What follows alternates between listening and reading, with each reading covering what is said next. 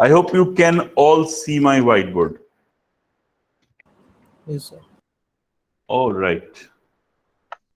All right. So let's proceed with gravity. And today we are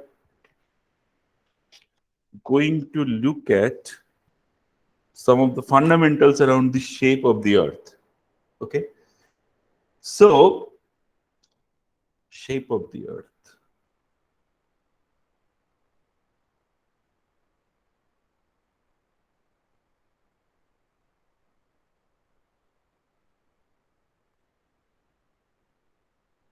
So we have already talked about the equipotential surface, and we said that the equipotential surface is highly dependent on the mass distribution. Okay, how the mass is distributed in the Earth.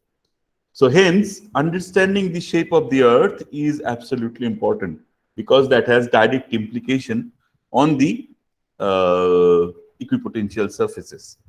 Okay.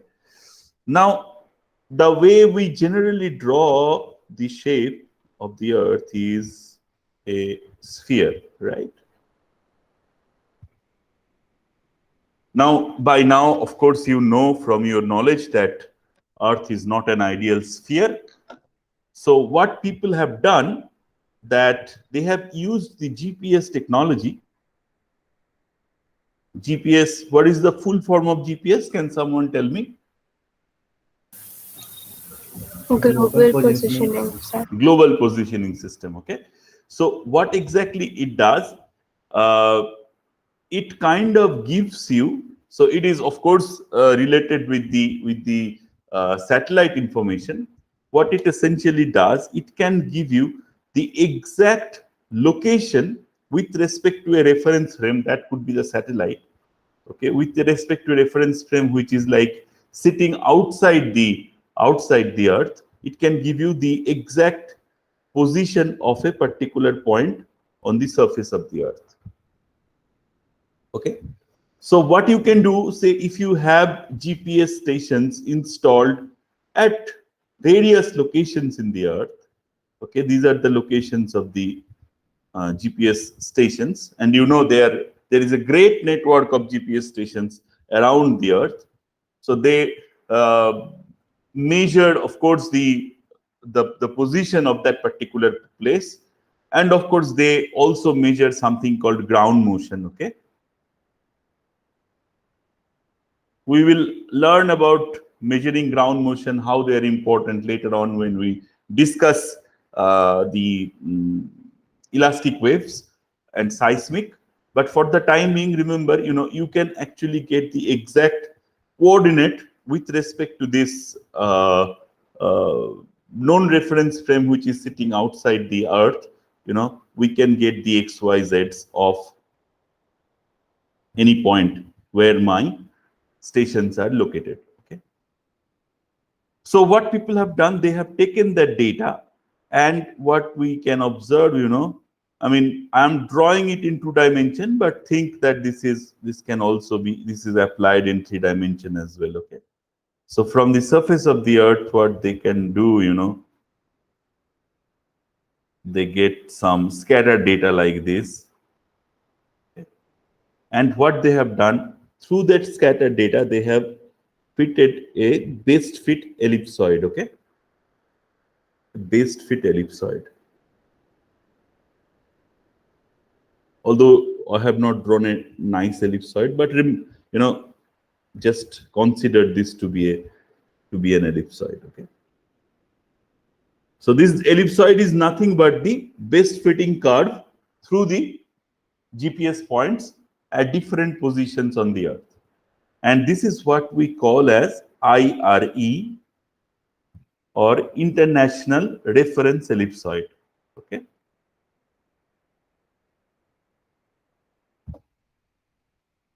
Reference. Okay. And of course, with respect to the International Reference Ellipsoid, you can actually calculate the so now you can think that I have an International Reference Ellipsoid and this is the shape of the Earth. Okay. and I can think of, uniform distribution of my crust, mantle, and core.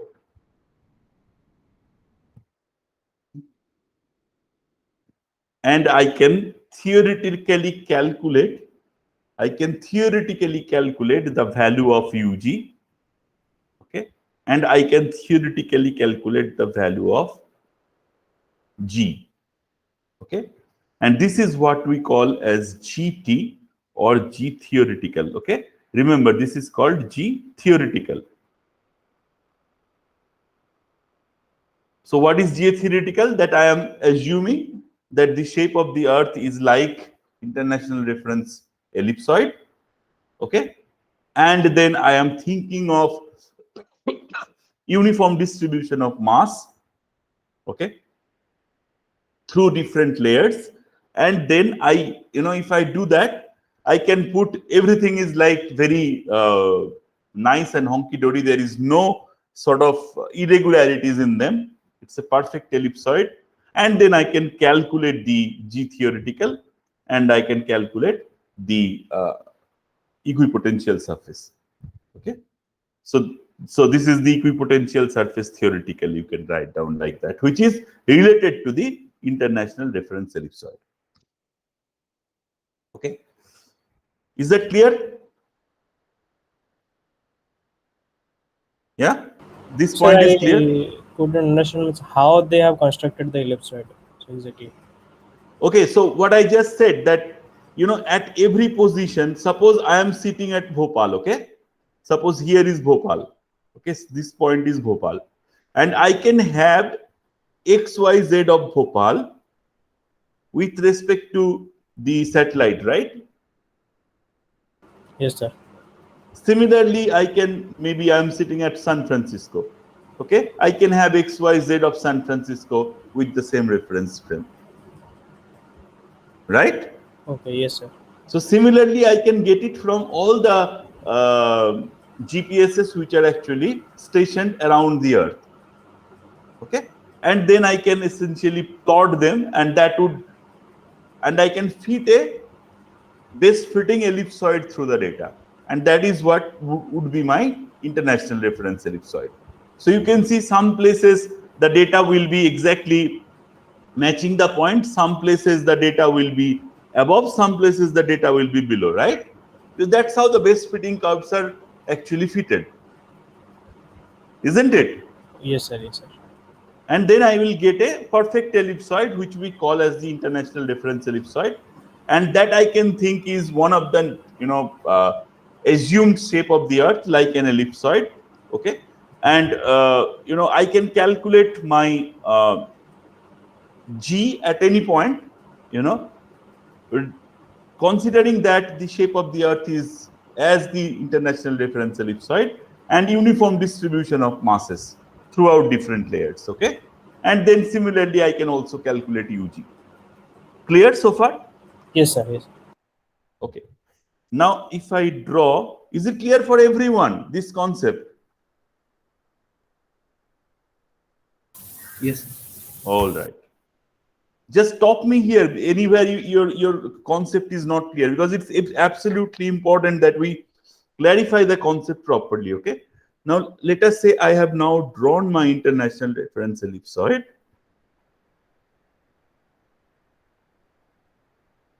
Okay, so which is of course bulged at the equator and flattened at the top, right?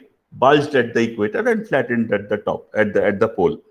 Now let us say the major axis of the that ellipsoid, yeah, along the equator is A.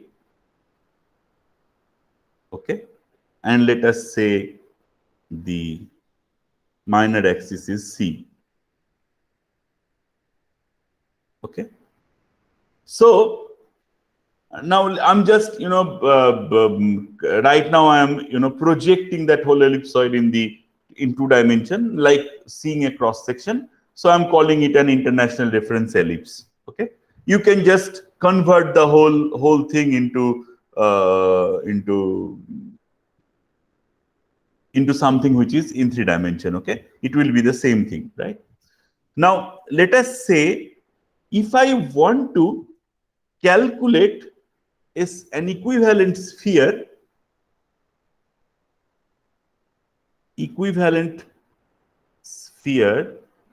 of same volume,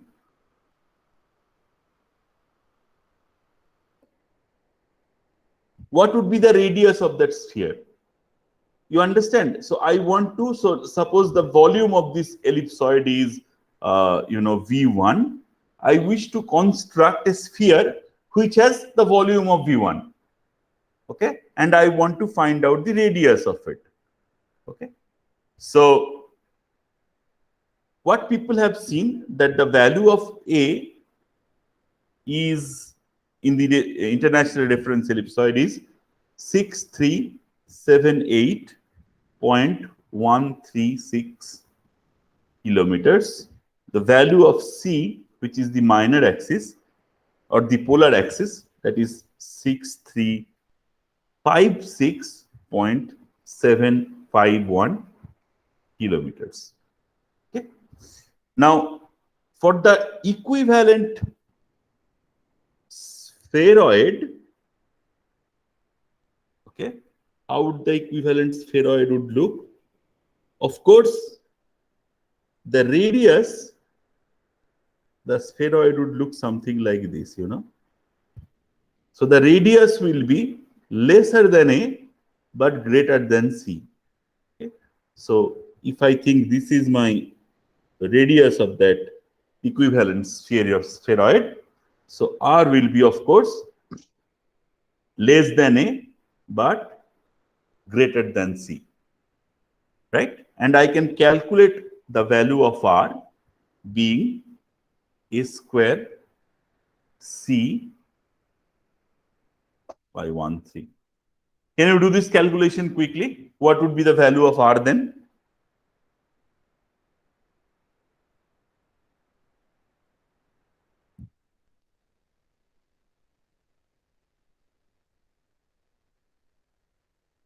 That is the radius of the equivalent volume equivalent sphere of the international reference ellipsoid. Yeah, what is R?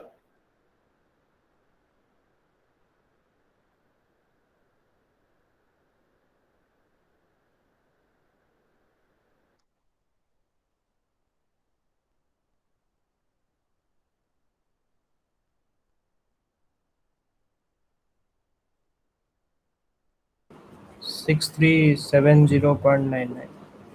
6370.99. So let us write around 6371 kilometers. Yeah. Okay. So now this particular spheroid that we have just drawn is called IRS, or International Reference Spheroid. Okay.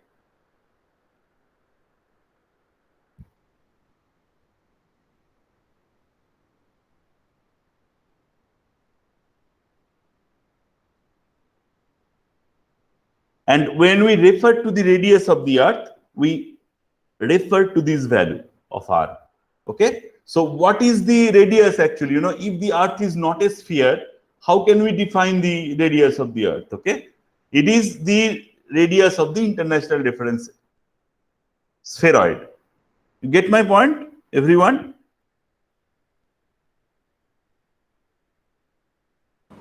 Sir, if we are getting the real structure to be an ellipsoid, then why we are considering the spheroid? That we will discuss later on. We will see why. Okay, we need to do a lot of what should I say? Considering things to be a sphere is easier for calculations. Don't you agree? Yes, sir. So there will be multiple things which we will, of course, discuss later on, where you need to consider the Earth as a spheroid. Otherwise, the calculation becomes absolutely complicated. And the amount of precision that you achieve by considering the real shape of the Earth is not very high. Okay? So for all practical purposes, it makes our life easier to think of an ideal shape. That's why we kind of idealize these things. Okay. Now you know that international reference ellipsoid is also not the right thing, right? Simply because this is the base fit line. So ideally, the shape of the Earth is like this, isn't it? You get my point? Yes, sir. So why can't we just keep it like this? Simply because that would create our calculations extremely difficult later on. So we need to idealize things. Hence, we bring in the concept of IRE or IRS. Is it clear? Yes, sir. All right. So now A minus R would then be around 7.1 kilometers, and R minus C. So A minus R is this value, right? Yeah. A minus R is this, and R minus C is this, right? R minus C is around 14.2 kilometers. Okay. So what does that mean? That it is more flattened at the pole than it is bulged in the equator. Okay. Now, there is a factor called F, which we also call the flattening of the Earth. And flattening of the Earth is A minus C by A. And the value comes around 3.35287 into 10 to the power minus 3, or 1 by 298.252. Okay, this is the value of F, and this is what we call as the flattening of the Earth, considering the Earth to be an shape of the ellipsoid. Okay. Now, if the Earth would have been a perfectly rotating fluid, okay, if we thought that the Earth is a homogeneous, perfectly rotating fluid, then F, the value of F would have been 1 by 299.5. Okay. Sorry, let me just write it down once more properly. If, let me just, if Earth would have been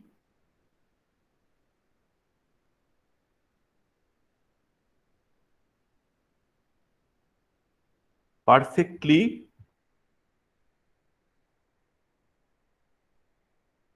rotating homogeneous fluid,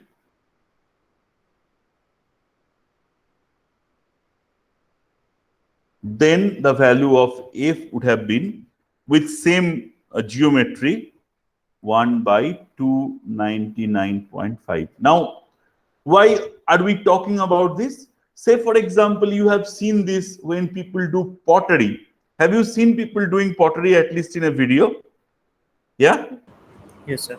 So what happens in pottery, that if you keep a semi-solid lump of mud on that pottery wheel, and if you rotate that pottery wheel, because of the centrifugal force, there is flattening at the top, and the equatorial part of that sphere gets bulged up. Have you seen this phenomena or not? Can you Yes, relate sir. that? Yeah. Now,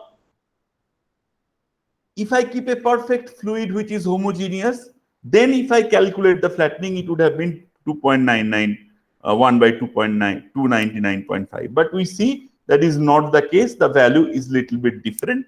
And that is to do with that the Earth that we are looking at, it has more strength than a fluid. What do I mean by strength? It's its ability to be deformed. We will define the value of strength later on when we discuss elasticity. But for the time being, remember, it is its resistance to deform.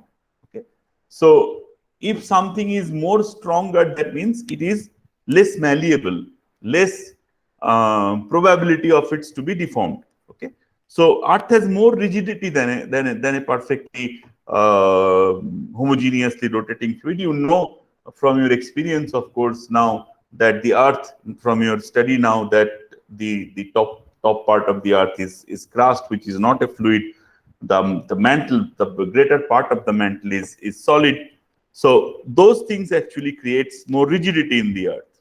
Okay, so if you perhaps think about the time when the Earth was created, okay, at that time perhaps the flattening was 1 by 2.299.5. But as time went by, and it released its heat, and that thermal equilibrium starts to happen with this space, and as a result, all these different layers is kind of happening in the Earth, and so it is gaining more strength. Okay, and hence the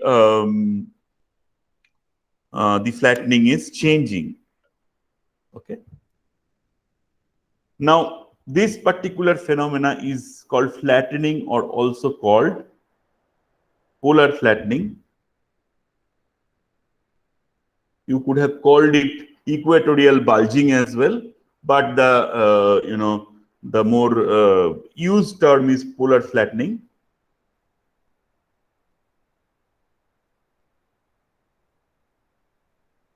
Okay, so why does this happen? Because the centrifugal acceleration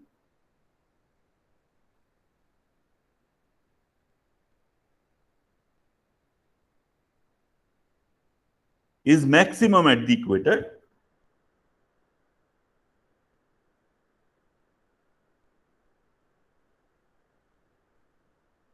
Okay, and gravitational acceleration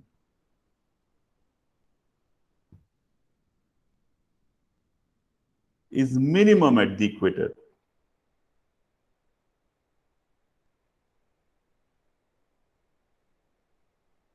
Okay, and the reverse is true for the pole. Okay, so if we consider now there is a factor called m, which is nothing but the ratio of omega square a by e g a square. Okay, so a being the, in the international differential ellipsoid, the major axis. Okay, which is nothing but the equator. Okay, so omega square a is the centrifugal acceleration, and eg by a square, that is my of course, this is the gravitational acceleration. Okay, so if we do some simplification, this becomes omega square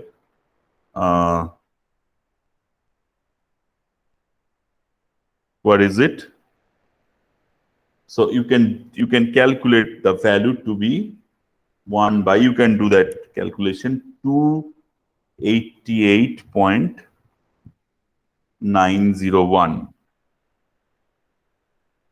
Okay, now this value is also not the one that we are getting previously. Okay, the flattening that we are getting previously. Okay, so what does that mean? That the distribution of mass is not purely function of radius. Okay, so this difference in value, so m is not equals to a, that refers to that the distribution of mass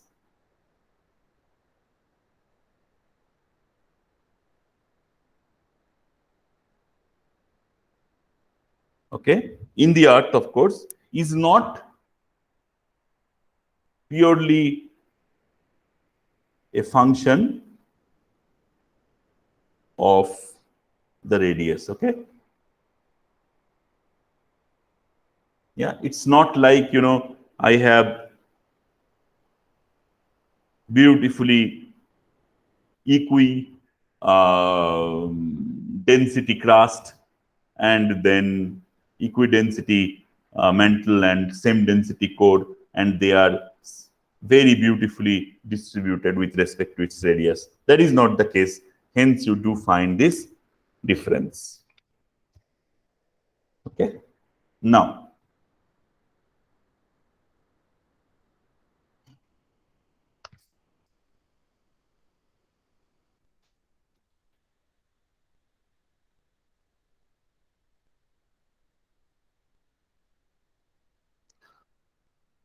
let us consider, this is my Earth. Just give me one moment before, let me just draw the whole figure and then I will explain what I'm drawing.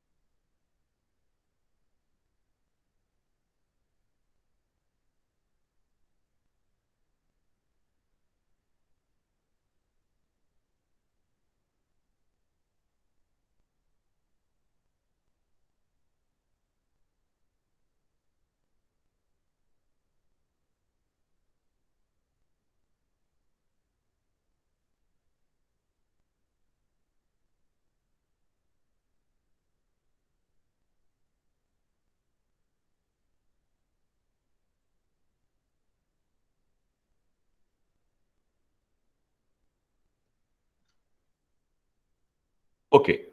Now, let us consider that the Earth is like the International Reference Ellipsoid. Okay.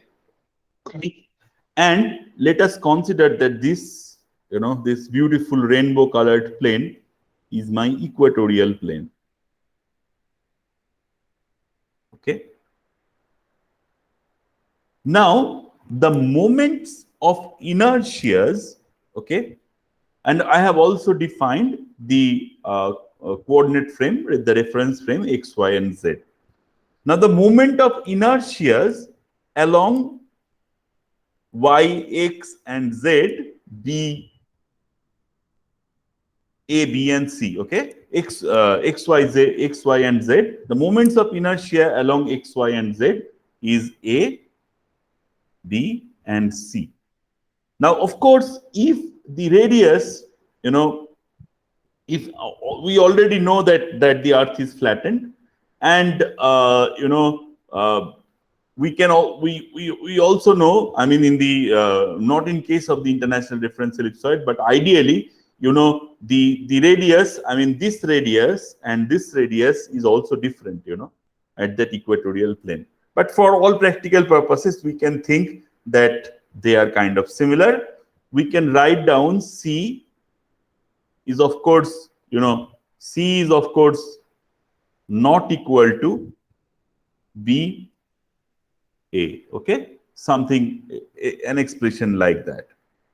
Now, there is a particular expression that we are interested in, that is what we call as dynamic ellipticity.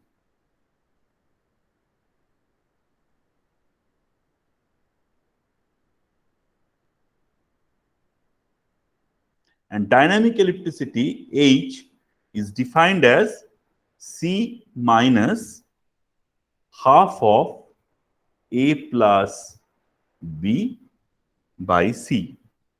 Okay. Now we know we can, for all practical purposes, we can think that B is equals to A. So we can simply write down this is C minus A by C. And the value of this is around 1 by 305.457. Okay. This is the value of dynamic ellipticity. Okay.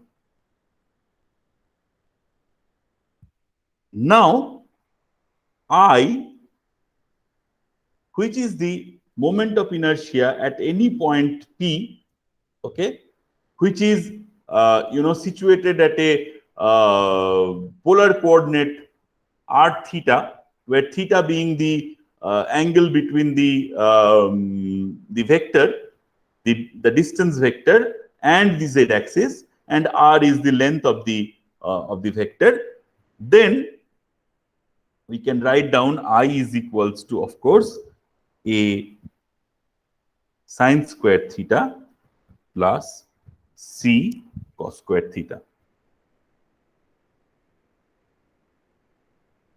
Okay.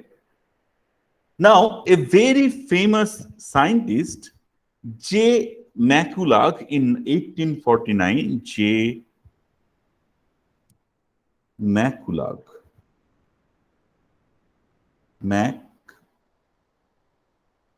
Maculag, in 1849, proposed that the value of UG, that is the gravitational potential, at point P, okay, the gravitational potential at point P can be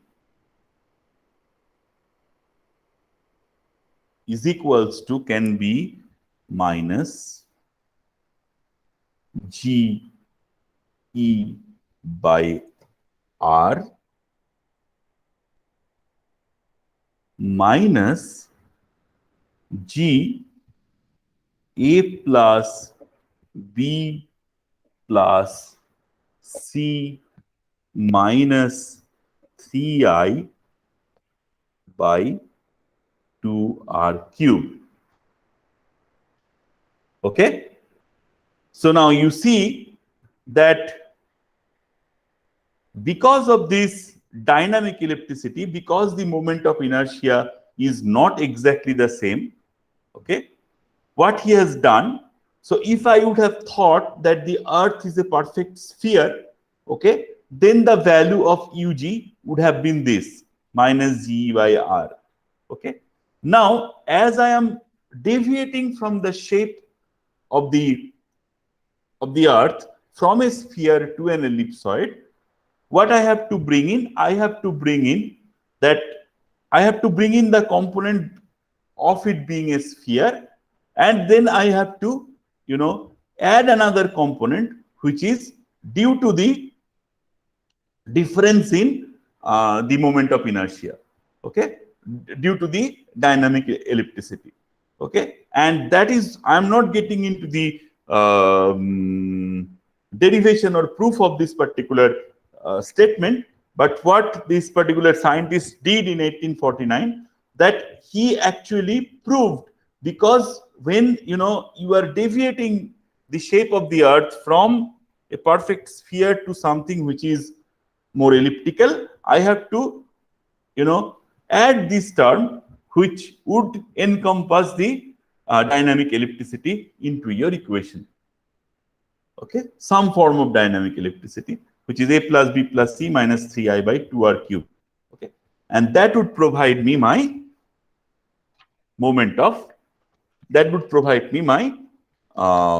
gravitational potential. Is that point clear?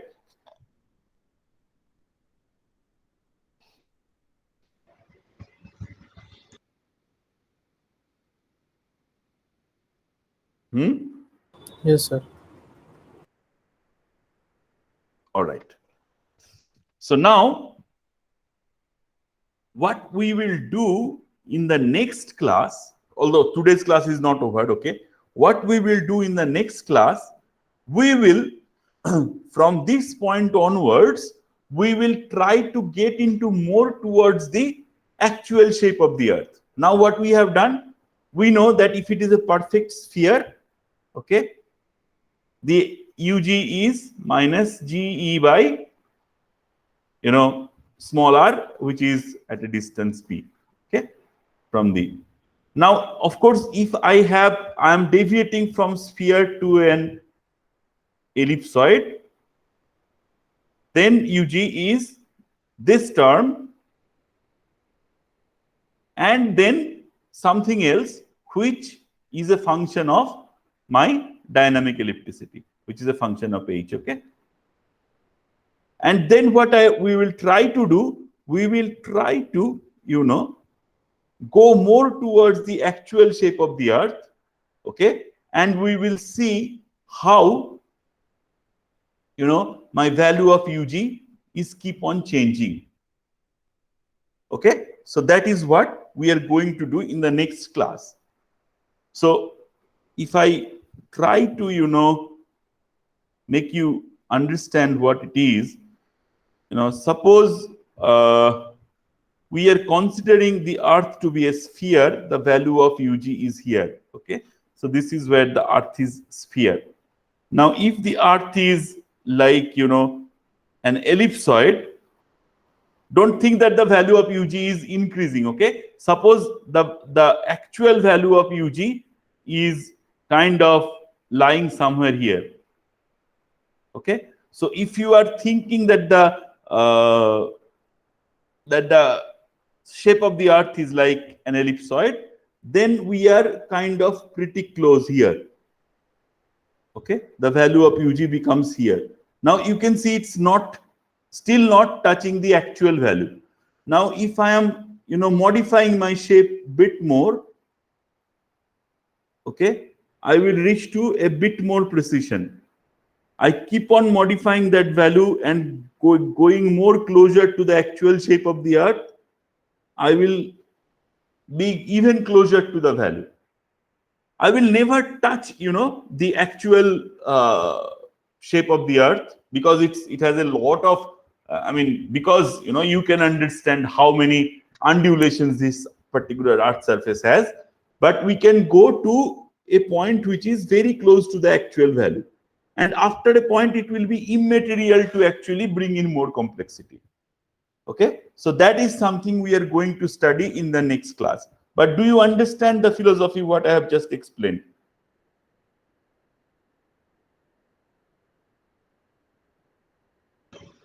Yes, sir. Is it clear? So don't think that this is the higher value. This is the actual value. Okay. But if I keep on increasing the complexity of the earth's shape, I will keep on going to the actual value, but we will never reach the value. Okay. It will be pretty close. But after a certain point, we will not be needing to be more precise, because the step jump that happens after incorporating more complexities is minimal. Is that clear?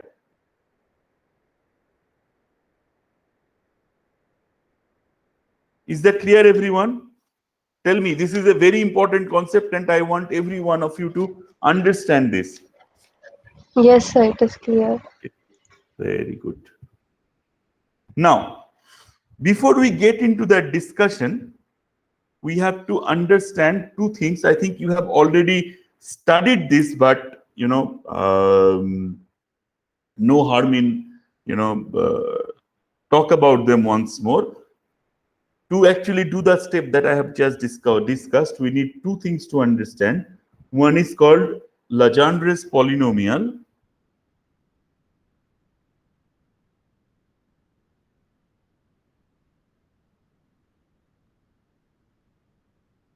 How many of you have read about Legendre's polynomial in your mathematics class? All of you? Then I will skip this one.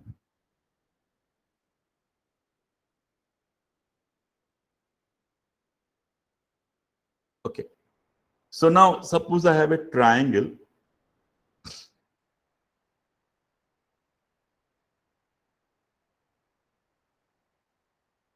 Okay. Let us say the three sides of it are U, capital R, and small r, and one of this angle is theta. Okay. So we can write down one expression, 1 by U is equals to, this is simple trigonometry, 1 by r square minus small r square minus 2r capital R cos theta root over. Okay. This is how 1 by r can be expressed. I can simplify this expression as 1 by r. Still doing simple algebra. Now here 1 plus r square by r square minus 2 small r by r cos theta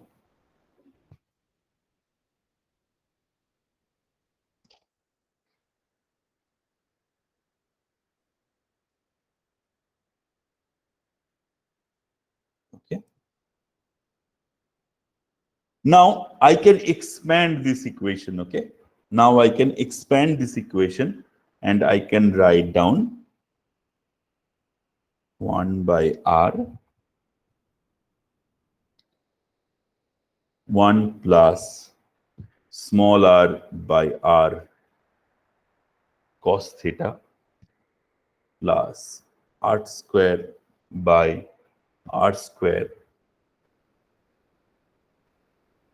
3 cos square theta minus 1 by 2 plus r cube by r cube 5 cos to the power cos cube theta minus 3 cos theta by 2 plus, and then the series would continue. Okay. So if I expand this equation, this is how it would look like. So I can essentially, write a generalized formula. 1 by u is equals to 1 by r n equals to 1 to infinity small r by r to the power n Pn cos theta. Okay. Now, this Pn cos theta, that is essentially is this expression 3 cos square theta, 3 cos to the power n theta minus 1 by 2. Okay. So that is essentially this, and this is what we call as Legendre's polynomial. Any polynomial that kind of follows this general formula is called Legendre's polynomial. So what I can do, I can find out P0x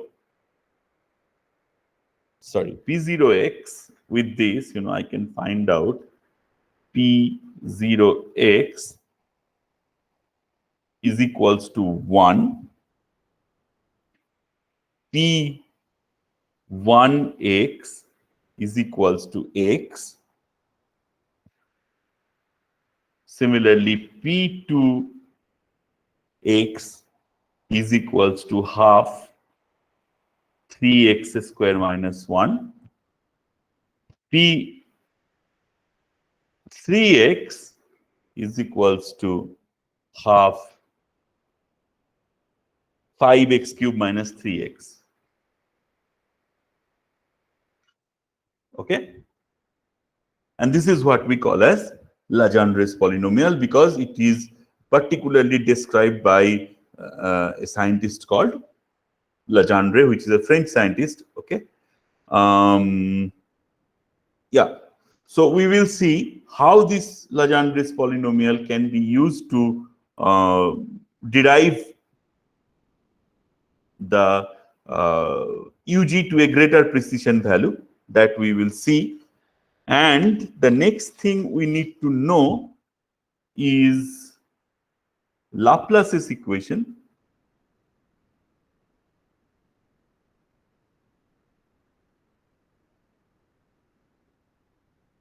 Laplace's equation. And the Laplace's equation essentially says that, for example, what it says, suppose I have this gravitational field. This is like a point field, you know. This is not like a magnetic field which has two poles. It is a point field, okay? And it says that, you know, if I keep on, and this is my gravitational field, you know. So in general, what it says that if I go to an distance infinity, then the effect of this gravitational field will be 0. But at any point, okay, at any point, to satisfy the conditions of a field, in this particular case, the gravitational field, we need to see that delta square UG, which is the gravitational potential, delta x square, plus at any point, delta square UG by delta y square, plus delta square UG by delta z square has to be 0 at any point, okay? And this is what essentially is the general expression for Laplace's equation, okay? Now here I have done it for x, y, z. That means I have used Cartesian coordinate system. If I used polar coordinate system, you know, in that case, I will be I can express this equation, and I'm not also getting into the derivation because it is fairly lengthy, you know, UG, and then adding that with Legendre's polynomial, I can express the Laplace's equation as UG is equals to n equals to 0 to infinity, okay, an r to the power n plus bn r to the power n plus 1 pn cos theta, okay, where a and b are, of course, your constants, okay? So I know this is little bit confusing, but just, you know, remember up to this part, this derivation, and we will see how we can use it for the calculation of the precision in finding out UG in the next class, okay? So as a natural ending, I will stop it here and we will continue tomorrow, okay? Unless if you have any question.